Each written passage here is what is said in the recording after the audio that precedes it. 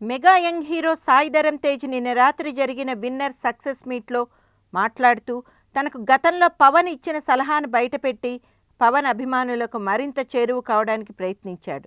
తాను గతంలో ఒకసారి తనకు వచ్చిన ఒక అవార్డును తీసుకువెళ్ళి పవన్ కళ్యాణ్కి చూపెట్టినప్పుడు ఆ అవార్డు వంక చూసి నవ్వుతూ, అవార్డులు సక్సెస్లు వచ్చినప్పుడు మన చుట్టూ ఉండే ఎంతోమంది వ్యక్తులలో ఎవరు సరైన స్నేహితుడు అన్న విషయం బయటపడదని, ఫెయిల్యూర్ వచ్చినప్పుడు మన చుట్టూ నిలిచిన వారే నిజమైన స్నేహితులు, బంధువులు అంటూ తనకు సలహా ఇచ్చిన విషయాన్ని గుర్తుకు చేసుకుంటూ అప్పటి నుంచి తాను ఆలోచించే ఆలోచనలు మారిపోయాయని కామెంట్స్ చేశాడు ఈ మెగా యంగ్ హీరో.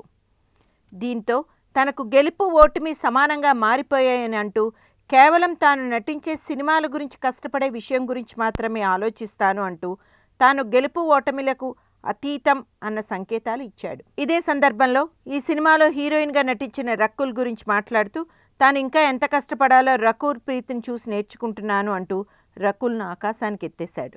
ఇదంతా ఒక ఎత్తు అయితే, నిన్న సాయి ధరమ్ తేజ్ అనసూయపై చేసిన సెటైర్లు మరింత నవ్వించాయి. ఈ సినిమా కోసమే ఐటెం సాంగ్లో అనసూయతో స్టెప్స్ వేస్తున్నప్పుడు తన ఎనర్జీ లెవెల్స్ తగ్గిపోతే అనసూయ తనను మరింత మోటివేట్ చేసింది అని కామెంట్స్ చేశాడు. అయితే ఇక్కడ అసలైన ట్విస్ట్ ఇచ్చాడు తేజ. ఈ ఐటెం సాంగ్ షూట్ చేస్తున్నప్పుడు అనసూయ తననే కాకుండా ఈ సినిమాకు ఫోటోగ్రఫీ అందించిన చోటాకే నాయుడును కూడా మోటివేట్ చేసింది అని సాయి ధరమ్ తేజ్ కామెంట్ చేసినప్పుడు అనసూయ సిగ్గుపడుతూ మెలికలు తిరిగిపోవడం గమనించిన చాలామంది సాయి ధరమ్ తేజ్ అనసూయను పొగుడుతున్నాడా, సెటైర్లు వేస్తున్నాడా అన్న కామెంట్స్ చేసుకోవడం వినిపించింది.